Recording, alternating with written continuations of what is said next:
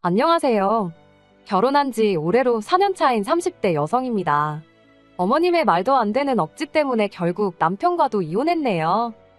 남편과는 지인의 소개로 만났어요. 당시 저도 남편도 서울에서 직장 생활을 하는 평범한 회사원이었지요. 둘 다 맛집 다니는 걸 좋아해서 주말에 만나 밥도 먹고 차도 마시며 같이 시간을 보냈습니다. 그러다 서서히 정이 들어서 소개받은 지 4달 만에 정식으로 연애를 시작했네요. 사귀는 동안 소위 쿵짝이 잘 맞는다고 하잖아요. 저희가 그랬어요. 그 흔한 말다툼 한 번 없이 서로에게 안식처가 되어주며 인연을 만났지요. 그러다 남편이 먼저 결혼 이야기를 꺼냈고 제가 별 고민 없이 좋다고 하면서 결혼을 약속한 사이가 되었습니다. 하지만 결혼 준비를 시작하고 얼마 지나지 않아 남편이 자기 고향에 있는 회사로부터 이직 제안을 받았어요.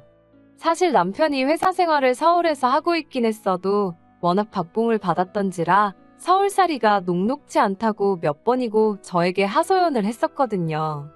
그렇기에 고향으로부터 온 이직 제안을 놓치고 싶지 않은 눈치대요. 그리고는 혹시 제가 같이 가줄 수 있는지 묻더라고요.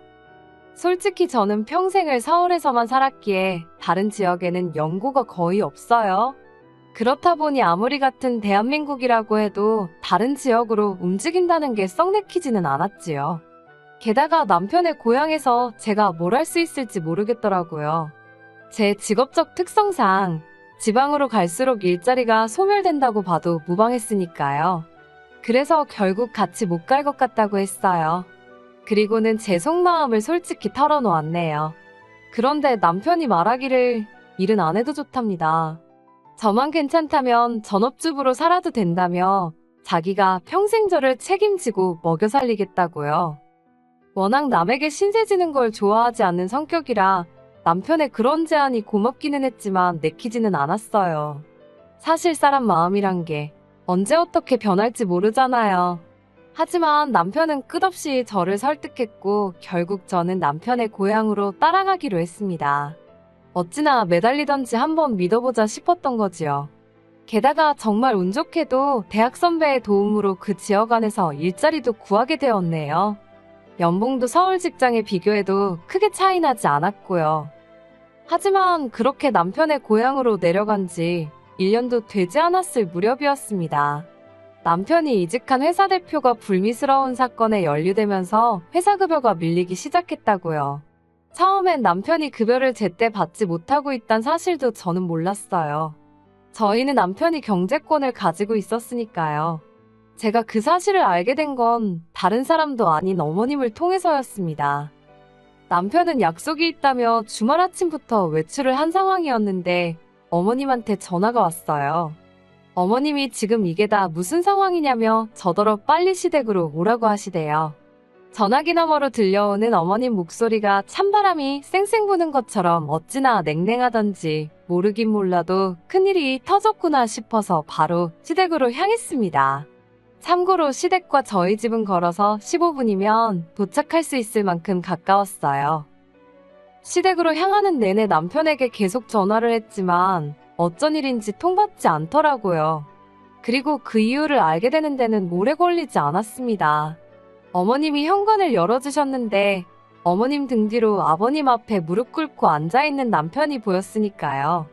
친구를 만나러 간다는 사람이 시댁에서 저러고 있으니 황당하기도 하고 한편으론 남편이 도대체 뭘 얼마나 잘못했길래 30도 넘은 아들을 저렇게 꿇어앉혀 두셨나 싶대요.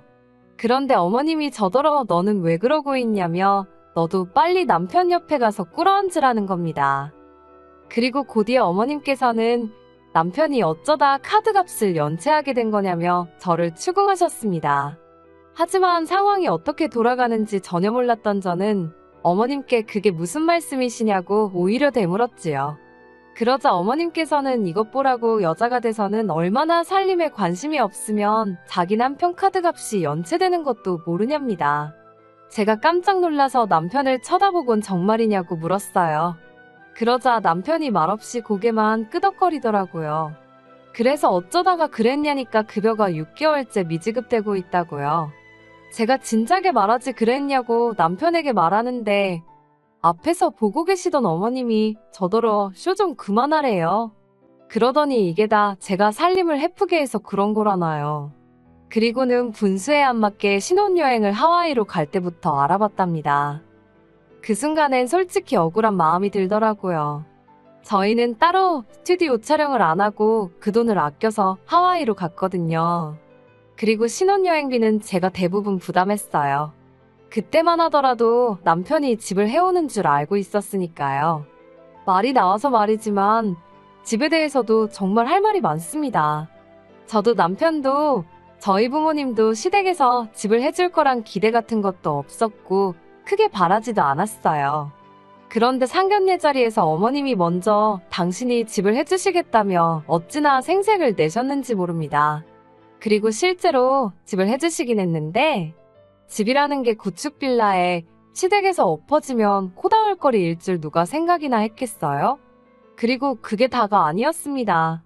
어쨌든 어머님은 당신이 집을 해주셨으니 저희 쪽에서 예단이라던가 좀 제대로 해왔으면 좋겠다고 대놓고 요구를 하셨거든요.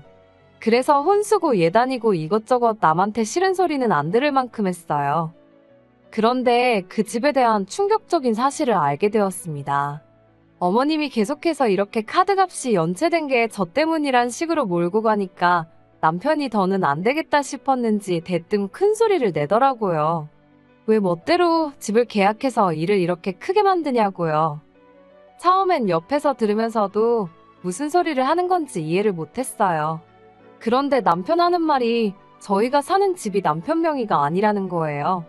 집은 어머님 명의로 되어 있었고 어머님이 계약금이랍시고 내주신 4천만 원을 제외한 모든 게 대출이라고요. 그리고 그 대출은 어이없게도 저희 남편이 갚고 있었답니다. 어머님이 월세 대신 낸다 생각하고 갚으라고 했다나요? 황당해서 어머님 아버님이 계신 것도 잠시 잊은 채 저도 모르게 한숨을 내쉬었습니다.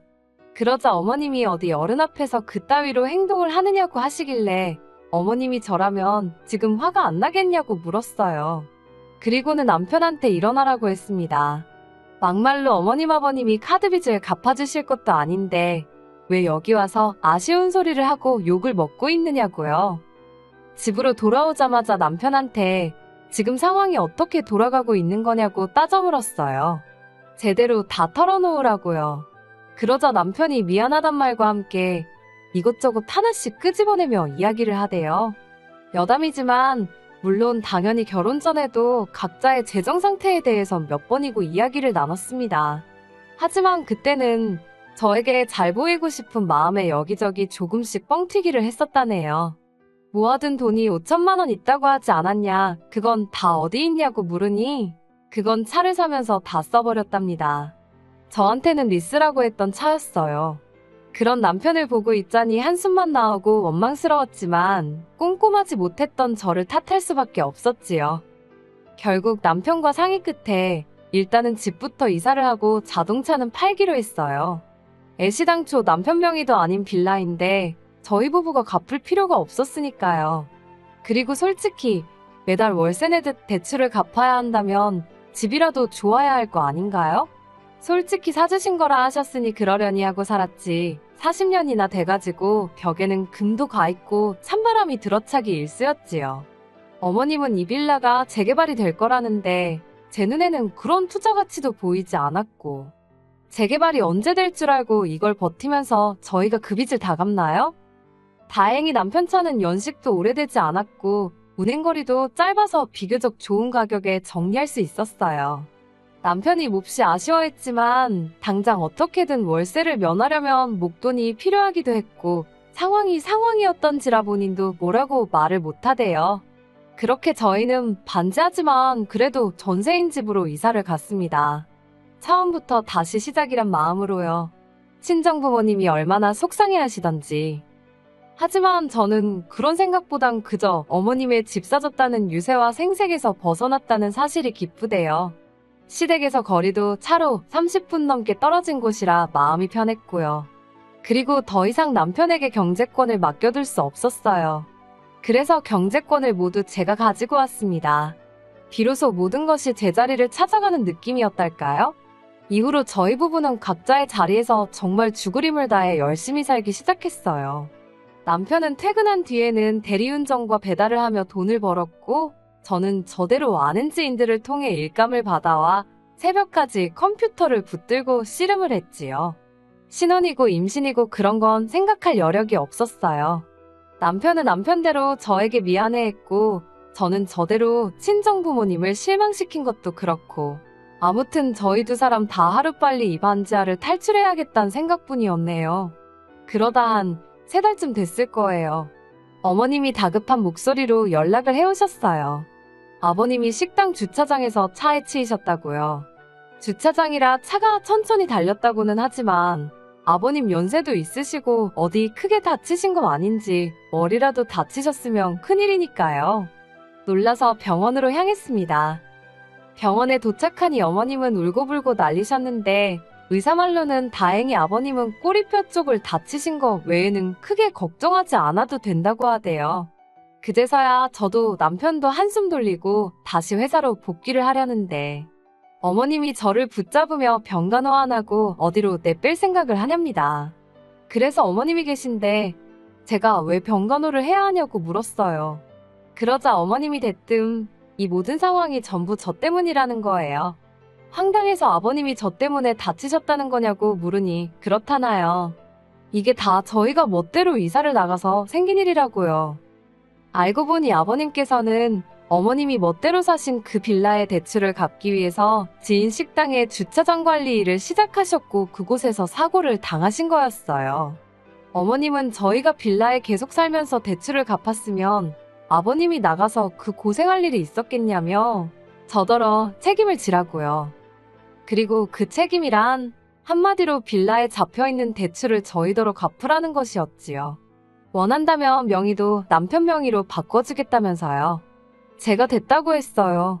투자 가치도 없는 구닥다리 빌라에다가 제가 왜 생돈을 바르냐고 그렇게는 못한다 했지요. 그리고 저도 그땐 부동산에 이것저것 많이 알아봤던 시기라 그 빌라가 매매하기 어려운 것도 알고 있었어요. 그러니 명의를 바꿔주시는 게 아니라 저희한테 떠넘기시는 거나 다름없는 이야기였던 거지요. 제가 어머님께 일단 이상한 생각하지 마시고 아버님 병간호만 열심히 하시라 했어요. 그렇게 집에 돌아왔는데 어이없고 화가 난 저와 달리 남편은 근심 걱정이 가득한 표정이었습니다. 아무래도 어쨌든 아버님이 일을 하다 다치셨으니 마음이 편치 않았던 거지요. 보기 안쓰러워 괜찮냐 물으니 남편이 저더러 그냥 빌라에 들어가서 살고 우리가 그 빚을 갚으면 안 되냐입니다. 지금처럼 서로 노력하고 살면 그 빚 우리는 금방 갚을 수 있지 않겠냐면서요. 우리가 젊으니까 고생을 해도 젊은 우리가 하는 게 맞지 않냐는데 어이가 없어서 남편을 잠깐 쳐다봤다가 그렇게는 못한다고 딱 잘라 거절했습니다. 어머님이 멋대로 저지른 일을 내가 왜 수습을 해야 하냐고요. 그러자 남편이 한다는 말이 어머님은 다 우리 잘 되라고 그러신 거지 일부러 그러신 게 아니라나요. 이제 시작하는 자식한테 한 달에 대출 150씩 갚게 하신 게 자식 잘 되라고 그러신 거라고? 그게 말이 되니 따졌습니다. 그러자 남편이 한다는 말이 자기가 처음엔 이런저런 이유로 저한테 미안해서 차를 팔자고 할 때도 순순히 팔았답니다. 하지만 이제 자기가 월급도 제대로 받아오고 있고 열심히 살고 있지 않냐면서 이번에는 자기 뜻대로 다시 빌라로 들어가재요. 그러면서 저더러 너도 부모 있는 자식으로서 시부모님이 불쌍하지도 않냐는 겁니다. 저 나이에 대출 갚겠다고 일하다 사고가 났는데 미안하지도 않냐고요. 어이가 없었지요. 막말로 그 대출 저 때문에 받으신 거 아니잖아요? 돈 1,000원도 저 때문이 아닌데 제가 왜 미안해하고 불쌍해해야 하나요? 안타까운 마음은 있지만 그렇다고 제가 대신 갚을 대출은 아닌 거지요. 남편에게 진심이냐니까 진심이랍니다. 제가 싫다면 자기라도 혼자 그 빌라에 들어가서 살면서 대출 갚고 하겠대요. 그래서 그러라 했습니다. 그렇게 따로 살자고요. 당신은 빌라 들어가서 당신이 번 돈으로 대출 갚고 뭐라던 알아서 하라고. 나는 나대로 살겠다고요. 그러자 남편이 그게 무슨 소리냐 해서 말 그대로라고 각자 갈 길 가자고 했지요. 그리고는 사기 결혼으로 고소 안 하는 걸 다행으로 알라고 소리를 질렀더니 그건 미안하게 됐다네요. 그런데 자기는 도저히 어머니 아버지를 모른 척하고 살 수가 없다나요. 저는 남편이 정신을 차렸다고 믿었고, 그래서 마지막으로 남편만 믿고 이 결혼 생활을 이어가려 했어요. 하지만 남편 말하는 꼬라지를 보니 앞으로도 결국엔 어머님 아버님한테 이리저리 끌려다닐 게 뻔하겠더라고요. 그리고 다행이라 해야 할지 남편이 저더러 전세 보증금하고 어쩌고 해서 한 4천만 원 되는 돈은 저 다 가지랍니다. 그 속내가 뭐였는지는 몰라도 남편의 마지막 남은 양심이었다고 생각해요. 처음부터 나쁜 X는 아니었으니까요. 그렇게 저는 다시 서울로 올라왔어요. 서울에 올라와 다시 직장도 구했고, 지난 1년이 꿈 같기도 하고 무슨 일이 있었던 건가 싶을 만큼 제 일 같지 않대요. 한편 남편은 기어이 그 빌라에 들어갔답니다. 그리고 어이없게도 제가 서울에 올라와 직장을 구하던 시기에 남편 회사는 결국 문을 닫았더군요. 남편이 술에 취해 전화를 해와서는 저랑 살 때가 그래도 좋았다며 그때 자기가 눈에 뭐가 씌었었나 보다고 미안하다 하는데 그냥 대출 잘 갚고 잘 살라고 한마디 해주고 말았습니다. 그래도 아버님이 다치고서 남편의 속내를 볼 수 있었으니 다행이에요. 그렇지 않았으면 결국 의미 없는 결혼 생활만 더 길어졌을 테니까요. 저는 제가 한 결정에 요만큼도 후회는 없습니다.